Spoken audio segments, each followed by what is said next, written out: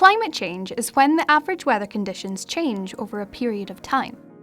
Examples of this could be more rain or an increase in temperature.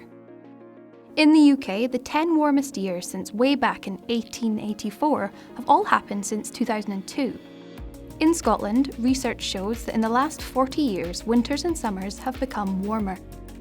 But similar changes are happening across the world, and as temperatures rise, it's expected that rainfall will increase, storms will be worse, and droughts and heatwaves will be more intense. But what is causing these changes? Scientists largely agree that in the past 100 years, the Earth's temperature has been rising because of human activity. When we burn fuel to power factories, transport, and some electricity, this causes changes, which means that our atmosphere traps more heat than before, leading to increased temperatures across the world. As we produce more carbon dioxide and cut down more trees, which naturally absorb carbon dioxide, the situation gets worse. All of this can have a huge impact on plants and animals.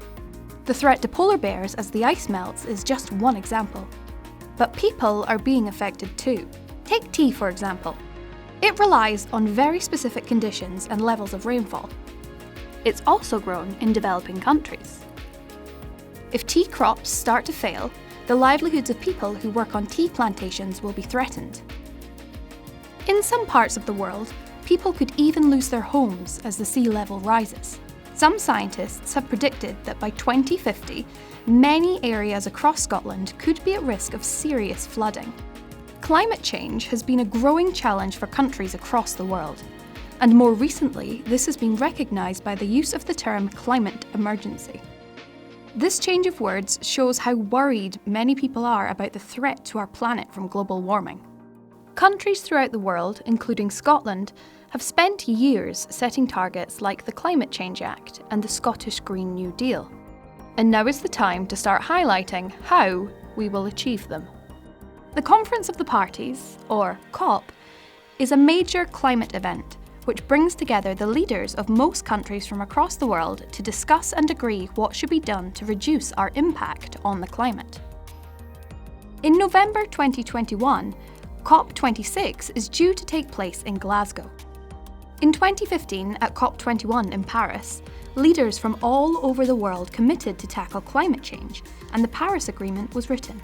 The agreement states that we should reduce greenhouse gas production and increase renewable energy production. We should keep the rise in global temperatures below 2 degrees Celsius, or even better, 1.5 degrees Celsius. Richer countries should spend $100 billion per year to help poorer countries reduce their impact on climate change. This one is particularly important, as many of the poorer countries have had a lower impact on climate change, but suffer the worst consequences. And finally, progress should be reviewed every 5 years. COP26 will therefore be an important step in measuring how much progress we have made in tackling the climate emergency. One of the main negotiations that will take place at COP26 is around something called carbon trading. In simple terms, if a country beats its targets for reducing carbon, it can sell this to a country which hasn't met its targets. The rules for this have proved to be very complicated, and one of the objectives for the event in Glasgow will be to agree on a set of rules that countries can sign up to. Another area of negotiation which will take place will be around how to support countries who are most seriously affected by climate change. This will be about helping poorer countries to deal with the impact, but is also likely to include how countries whose economies will be affected by the steps taken to cut emissions will be helped. Oil-producing countries, for example, have been asking how they will be compensated if there is less demand for oil. COP26 will also be aiming to agree guidelines for agriculture to help create ways of growing food which will be more sustainable. All of the negotiations tend to be complicated. Each country has things which are important to them, and this in turn makes reaching agreements really difficult. Hosting COP26 in Glasgow in November 2021 is an opportunity for Scotland to showcase what has been done to combat climate change and what is possible in a relatively short period of time. COP26 will be held here in Glasgow, with inclusive opportunities to get involved across Scotland, and it is hoped that hosting COP26 in Scotland will mobilise our nation and stimulate a behavioural change and leave a legacy.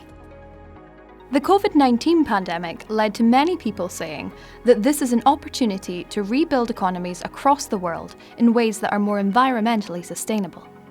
In Scotland, the government had already announced the Scottish Green New Deal, which, among other things, aimed to have the Highlands and Islands as the world's first net zero aviation region by 2040.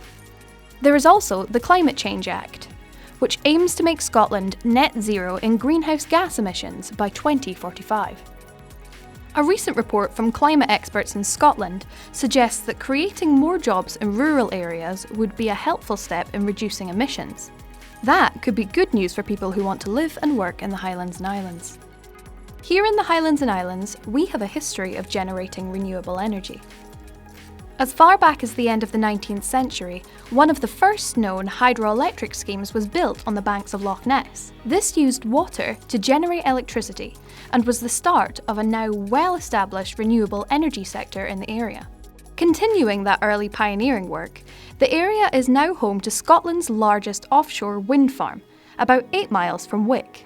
This site can generate enough power for around 450,000 homes. Add to this the research being done in Orkney and in other parts of the area into wave and tidal energy, and it's good to know that we live in a part of the world that is active in renewable energy generation. As well as renewable energy, the Highlands and Islands helps tackle climate change by adopting ways to store carbon, therefore slowing the accumulation of greenhouse gases that contribute towards the climate emergency. If we think of a tree in the same way as a person, they basically inhale carbon dioxide and exhale oxygen. Planting more trees is one way of reducing carbon dioxide. It also means that we have a renewable supply of wood to build houses and make all sorts of everyday products. The Scottish Government has pledged to plant 150,000 hectares of trees between now and 2030. That's enough trees to cover Inverness more than 50 times.